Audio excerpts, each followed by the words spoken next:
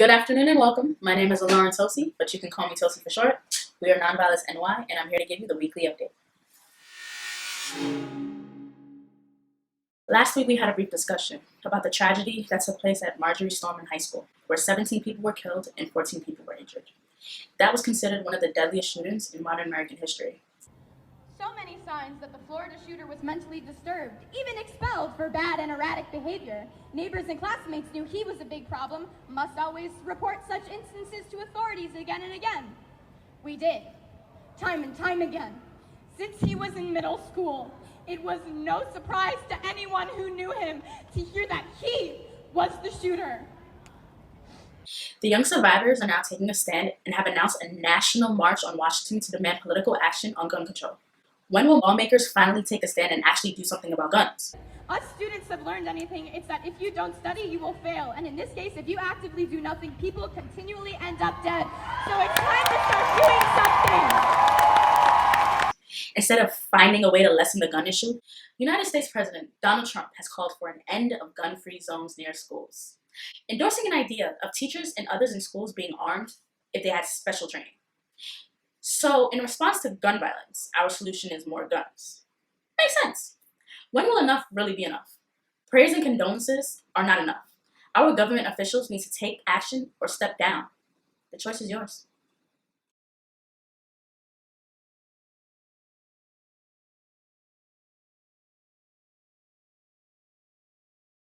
Other Trump-related news. After Robert Mueller revealed their efforts to aid in the Trump campaign, the Justice Department has charged 13 Russians and 3 companies in an indictment that brought to light that a very sophisticated network was created to subvert the 2016 election and support the Trump campaign. It is said that Russians stole identities of American citizens, posing as political activists using various methods to manipulate a campaign. There was another confession given to Robert Mueller by Dutch lawyer Alexander van der Zwaan, who was linked to an ex-Trump aide. He pled guilty to lying to the FBI as well. This looks good for Robert Mueller's case, as he looks to see if the Trump campaign colluded with the Russians. Shlomo Filber, who served as Director General of the Ministry of Communications under Netanyahu, has turned state's witness, signing an agreement with the prosecutor's office according to a legal source.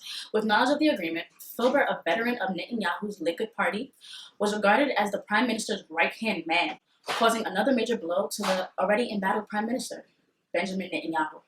The Attorney General's office has declined to say anything thus far, but we'll keep you updated as we're informed. The UN issued a mostly blank statement on Syrian violence. No words will do justice to the children killed. In recent days, the Syrian government and Russian forces have been bombing Ghouta, one of the last holdouts of Syrian rebels.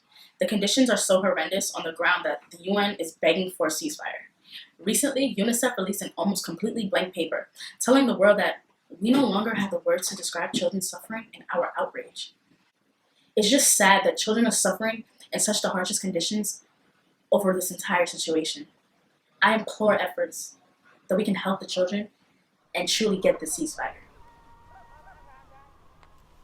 شوف شي بده يجي بده يقتلني شي بشوف شي بشوف في بدها تيجي تاكلني بخاف منها بجي أنا بضل نايم ما بقعد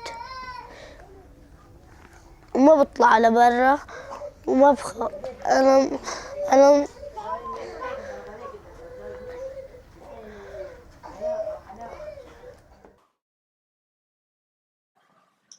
In local news, Nonviolence International New York sponsored an event on the culture of peace this past Thursday.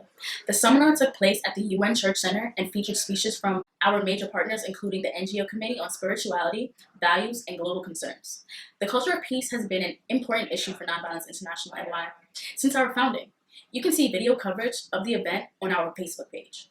Check out the links below for more information and call to actions. For updates throughout the week, follow us on all our social medias. Check out our websites or blogs and events for important issues like these. Like I always say, stay safe, stay tuned. See you next week.